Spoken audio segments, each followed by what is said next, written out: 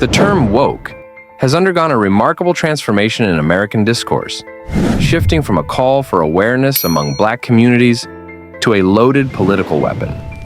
This linguistic evolution represents more than mere semantic drift. It illustrates how language can be co-opted and repurposed to advance political narratives, particularly in right-wing media. The term has been detached from its origins and redeployed as a pejorative catch-all for progressive ideals, often mischaracterized in ways that distort both its history and intended meaning.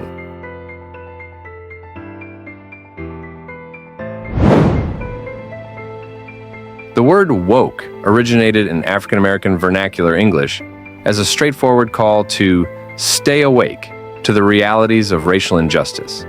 It was first used by Pan-African activist Marcus Garvey as early as 1920. The first recording and mainstream use of the word was in a song by an American folk singer, Lead Belly, about the Scottsboro Boys. I'm going to put a little screenshot about their case. Pause to read. In the song, he urges colored people to be careful while traveling to certain places and to stay woke. I advise everybody to be a little careful when they go along through that, but stay woke, keep their eyes open. The term gained renewed prominence during the civil rights movement and experienced a resurgence with the Black Lives Matter movement, following the 2014 killing of Michael Brown in Ferguson, Missouri. I will put a screenshot of his case. Pause to read.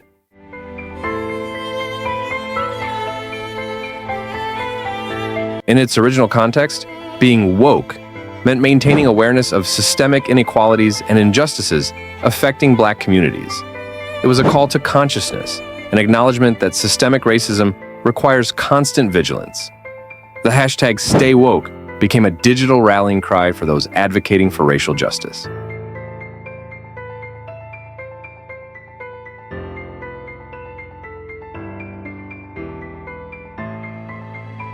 As the term gained popularity beyond the Black community, its meaning expanded to encompass awareness of various social justice issues, including gender equality, LGBTQ rights, and environmental justice.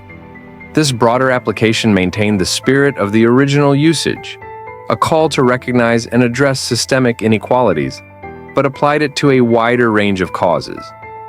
During this period of mainstream adoption, woke largely maintained its positive connotations, representing enlightenment and social consciousness.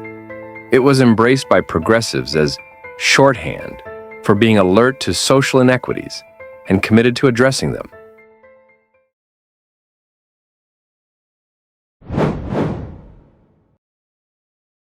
The significant shift in the term's usage began as conservative media personalities, right-wing outlets, and grifters alike began using woke derisively.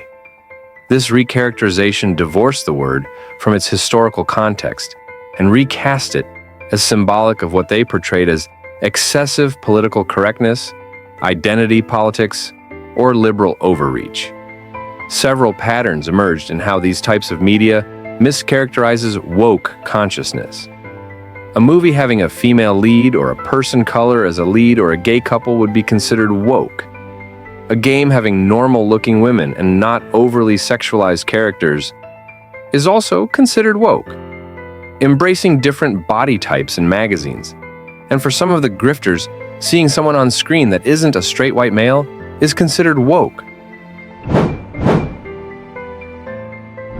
Right-wing media frequently conflates being woke with what they term cancel culture, suggesting that social justice awareness inevitably leads to censorship and thought policing.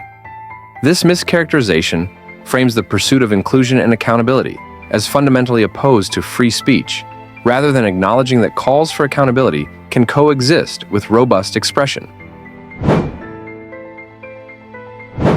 Conservative outlets often frame wokeness as fundamentally un-American or anti-patriotic. This characterization suggests that acknowledging historical and ongoing injustices somehow undermines national unity or denigrates American values, rather than understanding that critical examination can strengthen democratic institutions. The dismissal of social justice concerns as mere virtue signaling represents another common mischaracterization. This framing suggests that expressions of wokeness are performative rather than genuine, undermining the legitimacy of calls for greater equity and inclusion by questioning the motives behind them. Right-wing media has constructed a narrative of the woke elite, suggesting that social justice awareness is primarily the domain of out-of-touch elites imposing their values on regular Americans. This framing ignores that many social justice movements originated in marginalized communities and misrepresents advocacy for equality as elitist condescension. Perhaps most significantly, woke has been weaponized as a shorthand attack against progressive policies of all kinds. Any initiative promoting diversity, addressing historical inequities, or expanding protections for marginalized groups risks being labeled woke and dismissed without engagement with its substance. This reduction serves to shut down nuanced discussion by applying a stigmatized label.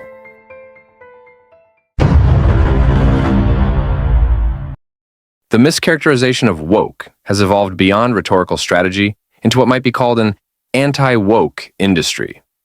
Right-wing media grifters, politicians, and YouTubers have built careers and media empires around opposing a caricatured version they created. This industry depends on perpetuating an exaggerated understanding of wokeness that bears little resemblance to the actual beliefs and goals of most social justice advocates. Books, media channels, podcasts, and speaking tours focused on combating wokeness create financial incentives to maintain and escalate the mischaracterization. Thus, the distortion of woke has become not just a linguistic transformation, but a profitable business model that rewards increasingly extreme portrayals. The right-wing media's recharacterization of woke has had significant consequences for public discourse. By reducing complex discussions about equity and justice to a dismissive label, substantive debate about addressing societal inequalities becomes more difficult. Policy proposals aimed at reducing disparities can be dismissed as woke without engaging with their merits. This linguistic shift also creates false equivalencies, suggesting that advocating for marginalized communities is somehow comparable to actual discrimination against those communities. The mischaracterization transforms calls for inclusion into accusations of exclusion, inverting the power dynamics at play.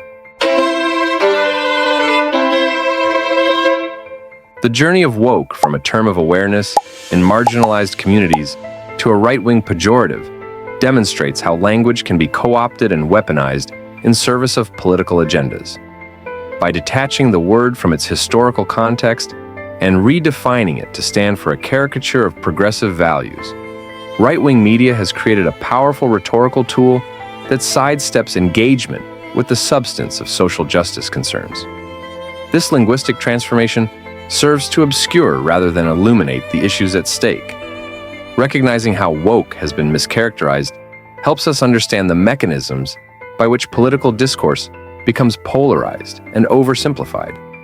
To move toward more productive conversations about equity and justice, we must look beyond reductive labels and engage with the substance of ideas, remembering that the original call to stay woke was fundamentally about remaining alert to injustices that are easier to ignore when they don't affect us personally.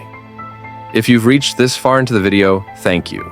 Consider subscribing, liking, and commenting. It helps a lot. Be safe and stay woke. Usually, what did the Scottsboro boys do anyway to get in all this trouble?